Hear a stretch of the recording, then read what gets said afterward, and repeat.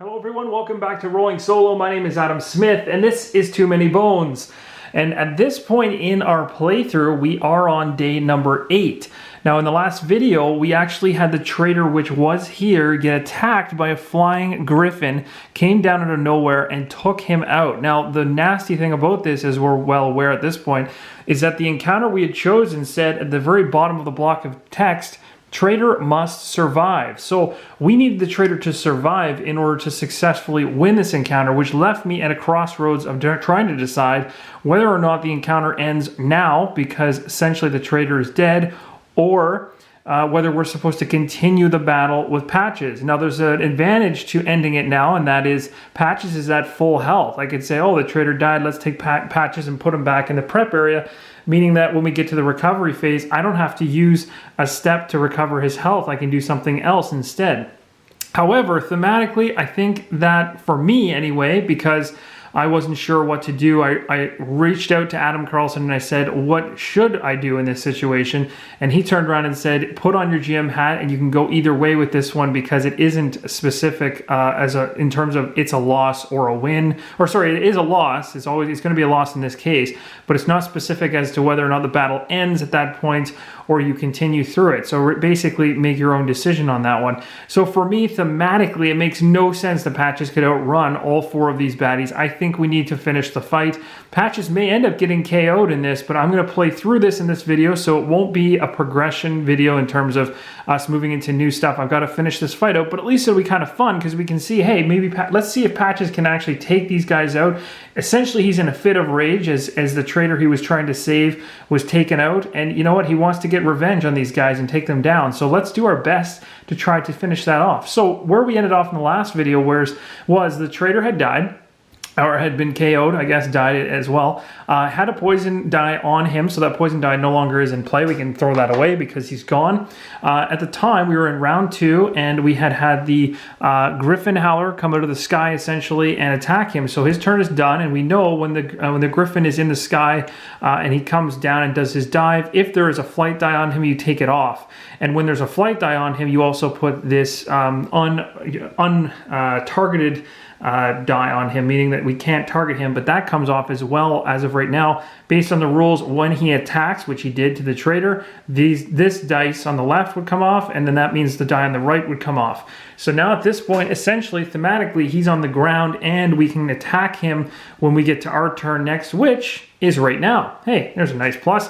So we're going to go ahead and initiate Patches. Now the cool thing with Patches is he has his innate ability, and that is to recover, or recovery, but he's going to recover 1. So the poison of 1 really is essentially wiped away because he would take a damage from the poison. This would tick to 0 and disappear. And he would also gain the health back. So essentially we would lose 1, gain 1. So we are right back where we started. But the cool thing is Patches hasn't taken any damage yet, and he's ready and very, very, very... he wants to get some revenge here. I think at this point in time, he really wants to try to make things right, or maybe he's just really pissed off. Maybe that's just the best way to think of it. So what we're really hunting for right now is we had a bone come up from a previous roll. We are really trying to get up to 2 bones because rather than heal, I'd really like to toss this boomerang to gives me 2 damage against any gearlock I choose. One that would make the most sense to do that against would be the Clay Golem. Reason being, when you attack him normally with attack dice, he has an ability called Break, and when you use an attack die, say of 1 attack against him, you have to exhaust that attack die. We talked about this in the last video. So it becomes an issue where he starts taking away from the total number of attack dice you have available in your pool. It's very nasty. Essentially, he's breaking your attack ability against him. So a nice hit with a boomerang that he wouldn't be able to break my boomerang would be a guaranteed 2 hits on it without losing any attack dice. That's great news. So we'll aim for that. Don't know if it's going to happen. The one thing we need to get off the board is this guy, though. He is our biggest target, and the reason is because he's got the silly signal 1, and it means, as of right now, we have no baddies coming in the queue, so there is only 4 left. We do not want this guy to put another baddie in the queue to come out to the next lane when 1 dies, especially if we kill him or anyone else. So his turn, ironically, is... Oh, his turn was already over, sorry. So I guess now that I'm thinking about this now, actually, sorry, he activated, he did his attack, his turn is done. So before we go ahead with Patches, actually, technically, he right now would be signaling. So he would be going ahead as of right now and signaling another single baddie into the queue. So that's the kind of painful thing with him. He's going to continue to do this every single time he's alive, which is going to prolong this brutal fight against that Patches has to deal with. So we're going to move into Patches' turn. We already dealt with a poison die, so I did that at a turn, but that's all fixed. And now Patches needs to attack somebody. Well, he's obviously going to attack the Gryphon Howler, who is on the ground at this point. So we're going to throw every single attack die we have at him. That's a total of 4. So I've got 3 right here. We'll grab another one from the pool. So we've got 4. We already have a defense die, so that's good news, because that'll help us out. We could roll another one, because we are allowed to roll up to 2 defense dice. We also have the fast hands and the medkit ability, but neither of which we need right now. So I think going with the defense makes sense. Plus, it gives us a chance of getting a bone for our boomerang. So we've got a total of 5 dice. I think this is our max. Let me see here. Yes, that is all we can roll, although we do have a dex of 6. So again, like, I'm not rolling either of these two. I could move on the mat with the extra dex, but I'm not going to. This kind of goes hand in hand with me really needing to get more training points to get more dice available, and that's going to be the focus, I think, of day number 9. So here we go. Let's roll, see if we can do damage. Maybe we can kill him outright. That would be amazing. Here we go. All right, we got ourselves a 2. We got ourselves a 1, so we got 4 damage. We got a bone. That's awesome. So we're going to take this bone and we're going to put that in there like so. So that's good news. We'll talk about that in a second in terms of using it. We got ourselves a really, really nice defense of 2. That's great news. So we got 3 defense before Patches has taken any hits, and we've got 4 damage. Now, this is where things get a little bit weird, because we're just 1 shy of killing that Howler, and we need to kill him. Like, in my opinion, we need to, like, before I was thinking we would use the boomerang potentially to hit the clay golem, but I'm going to have to change my mind here and go here, because if we continue to get more baddies coming into the pool, this fight will go longer than Patches can possibly handle. So what I'm going to do is, it's not going to be the most efficient use of the boomerang, and hopefully when we roll, we'll get the boomerang back, but I'm going to use 4 damage. We're going to hit the Gryphon Howler for 4, so he's down to a single hit. Then we are going to chuck our boomerang by spending 2 of our backup plan dice. And if we go take a look at this card, it says backup plan extension for 2 bones. Select any baddie and do 2 damage automatically. Roll a d6, and we determine based on 1 to 3 or 4 to 6 whether we get the boomerang back for this battle. So we've killed him. It wasn't the most efficient use of the boomerang, because I would have loved to put it on him, but we need to get him off the board before he goes into flight again and becomes untargetable. That's why I'm killing him. So we've killed him off. That's good news. Downside is this baddie will come in this lane in the next round anyway. So he's going to go in the stack dead, and we can take his blue die out, which is good actually, because he was the only enemy ahead of me. So that's going to come in handy as well in terms of the round and who's going first. So that was a decent kill there. So that's good. And what else have we got here? And of course, the boomerang now, we need to roll a d6 to determine whether we get it back or not. So if we roll a 1 or a 3, the 1, 2, 3, sorry. So 1, 2, or 3, the boomerang comes back to you and can be used in this this battle. 4 to 6, it's lost for the remainder of this battle. So let's hope for a 1 to 3. Okay, so our boomerang just got flung off. So what I'm going to do in order to remind myself that I no longer have it, I'm just going to quickly, actually I'll just tap it sideways like this to say essentially it is gone. We've lost it, so that's too bad. And that would have been really handy to have. But oh well, that's the way it works. So that is now the end of Patch's turn. He's going to go all the way up. We're going to go ahead with, it looks like yellow, so that's going to be the bog pole. He's going to poison, so we're going to throw a poison on Patches. 1 poison is going to hit him for the next turn, and he is done. Oops. He's a ranged character, so he's not going to move or do anything special that way. Then next up with initiative 3 is, or it doesn't really matter with the initiative numbers at this point, but green is next. So that's going to be the bog frog. He's going to get adjacent to me. Oh, sorry, no, he's not, because he's got the poison ability as well. Now, this is one question that I am a little bit unsure of. I think poison stacks. Let me just see. I'm just reading the poison thing here. Targets take true damage. After applying damage reduced in only 1 poison effect die per target. Okay, so there can only be 1 poison effect per target. So I've already got a poison effect die on him. The question would be in my mind, does this tick up to 3? Like, I would assume so. So I'm going to do that. I think that's the correct way to do it. I'm not 100% sure, but I would assume that the 2 adds onto the 1 to make it 3 hitting me the next turn, which I think makes the most sense. You guys can let me know in the comments below if I've done that incorrectly, but that's something that's actually worth checking into, is whether or not when you already have a poison on you, you still have to only keep 1 die, but does it increase the amount of poison? Does a counter go up to its max, essentially, which is 3, can't go any higher than that. So I'm not too sure whether or not that's supposed to work in that manner. Let me just take a quick look at the reference sheet over here. I don't think, let me just see, poison jar, that's good. No, I don't think there's anything there that says set or reset a poison, set or reset a poison effect die on target to, it doesn't stack, it's set or reset. So in other words, when this is a 1, which was already there from the bog pole, then the bog frog would actually set it to 2. Which is a little bit higher. It doesn't stack. I think it just resets the die. And there's only ever 1 die on a gear lock. So there we go. So it's not as bad as I thought, but it's still nasty. So there we go. He's done. He's not going to move because he, again, is, even though he's melee, he's only poisoning. He doesn't have any dice to roll. Clay Golem, on the other hand, definitely has dice to roll. He only rolls 1 attack, so he's not so bad about hitting. So we'll take a look and see what happens here. 1 hit. Okay, so 1 hit off of patches is a doable thing. We can take that damage, and that's it. That's the end of the full round. So we're going to go ahead and move these back down the track. We'll flip this to the 3rd round, and we have a new baddie coming in. He comes in at the very bottom of the track because 1-point baddies always do. It doesn't matter about the number on the initiative, but I'll just put it on there anyway. His initiative is 5. But he's going to be at the bottom. So this may be a little confusing because technically in most cases, when you fill up the initiative track at the beginning of a battle, you put them in and you care about the number that's on the die. And then after that, you only care about the colors. But when you're actually populating baddies from the battle queue, 1 in 5 baddies always come into the bottom, and 20s and tyrants and so forth, the really nasty ones, come in from the top. So they come in ahead of you. And that just makes thematic sense that the stronger guys would come before you, weaker guys come after you. They're kind of coming into the fray late. So ignore the number. The initiative number doesn't matter. It's really just about the color at this point to ensure we get that right. This guy, what does he have? He is a Gryphon yearling. Oh, great. So he's a smaller version of what we had from before. He is pretty weak, though, so that's good. He's a melee character, and he has 2 health. So he's not too strong, which is good. But he's going to be close to us, so he's within range where we can hopefully do some damage on him.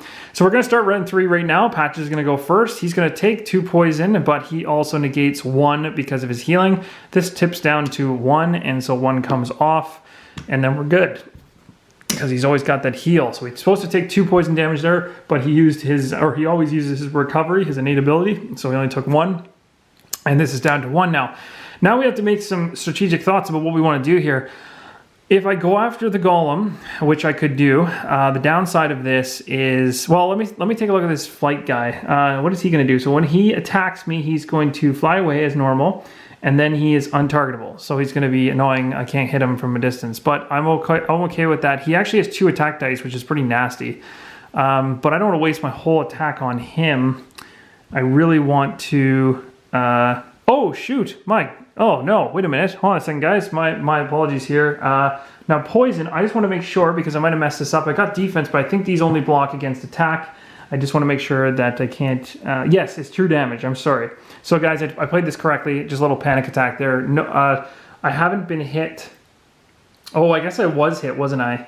I was hit by the clay golem at one point earlier. So when the clay golem hit me, instead of taking 1 off the stack, I should have... Yes, instead of taking 1 off the stack, I should have lost a defense die, which means I wouldn't be as low as I am now. So one of my defense dies would have blocked in the last round the clay golem's roll of 1, okay? So I caught that little mistake. Hopefully you guys weren't screaming at the camera or the screen too long.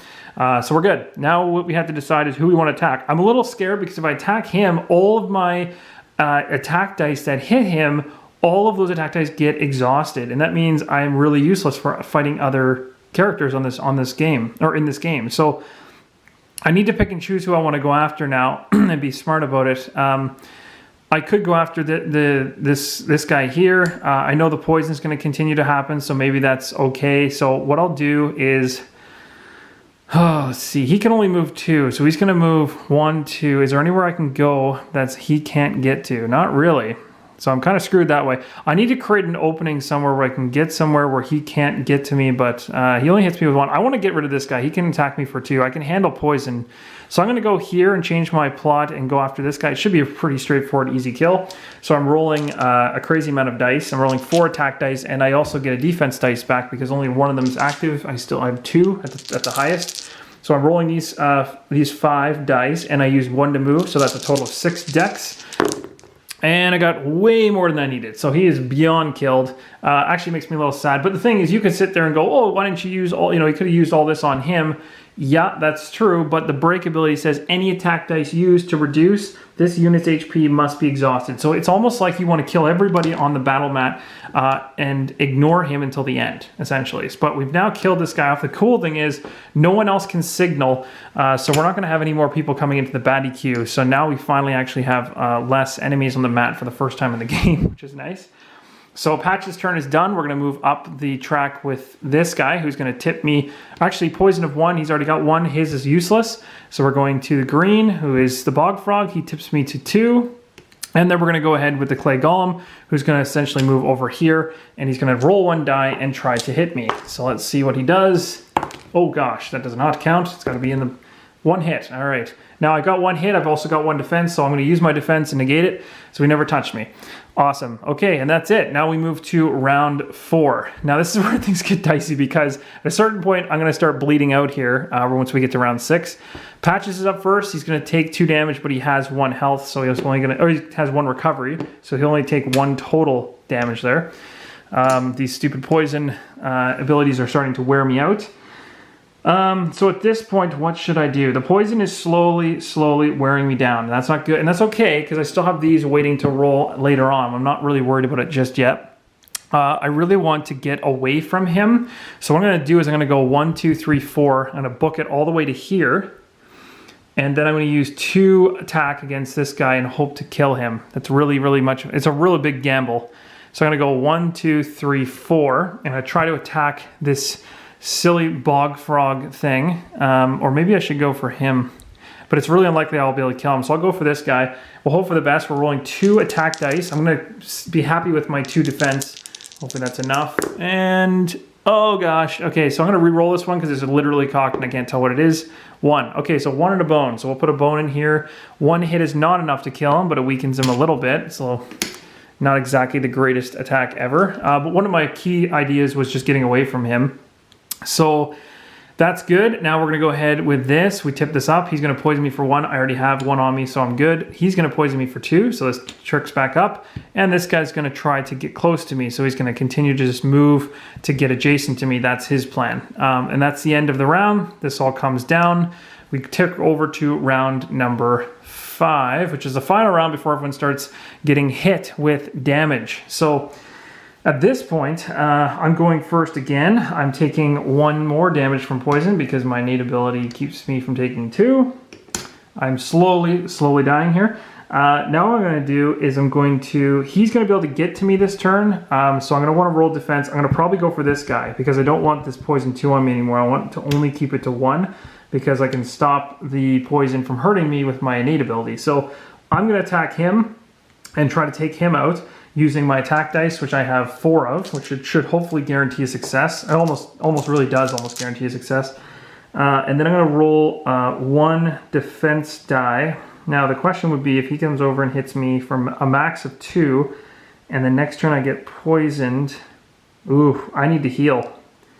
Oh no, I do have my defense of 2, so I should be okay. If he comes over and hits me, I can block it. Can't block the poison though, so I'll take 1 damage. Yeah, I'm fine. I'm okay. I'm not going to roll these just yet. I'll wait for them. So here we go. We got these. I will roll, however, another defense die. There's no reason not to do that. So it gives me 5 dice. So let's give this a shot and see what happens.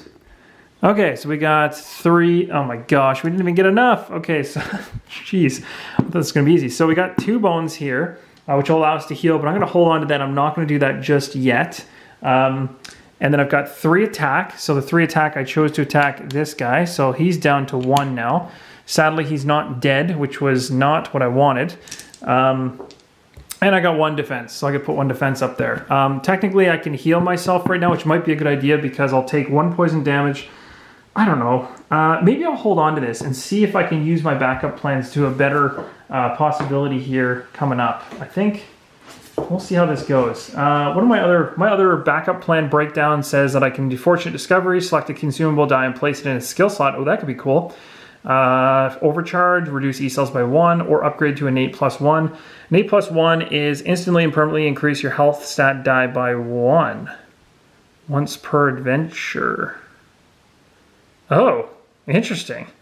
Instantly and permanently increase your health stat die by 1. Cool. That's amazing. That would bump me to that is not the, maybe I should be trying to do that. So I'm going to try not to use my bones at this point and just try to get up to 6th. It might be real impossible, but I'll try. Okay, so we have gone ahead and done our turn. We have nothing else we can do. So now we're going to go yellow. Yellow does nothing because I already have the poison die. This guy, though, ticks me to 2. And this clay golem is going to now surround me to here. He's going to roll 1 dice against me. Please don't. Okay, 1 hit. I'm okay with that. I don't know if you guys can see that. 1 hit. So, oh, it's off him. So Patches is down now to 2. Oh, sorry. Not off immediately. I used my active defense dice to block it. Thank goodness. Okay, so we're all right for now. Now both of these guys have gone. So that is the end of the round. Now what ends up happening is we tick this down. And we begin round 6. This is something that's never happened before, guys, so it's really cool we were able to talk about this. We hit this round. This is like the blood drop round. Basically means when you hit the 6th round that at the start of the round, if I'm not mistaken, everybody on the map takes a hit automatically. And I think it all happens at the same time, which makes it even more insane. So essentially it comes down to you trying to keep your health up more so than your enemies. So let me just do a quick read of the rules here. I want to find that, here it is.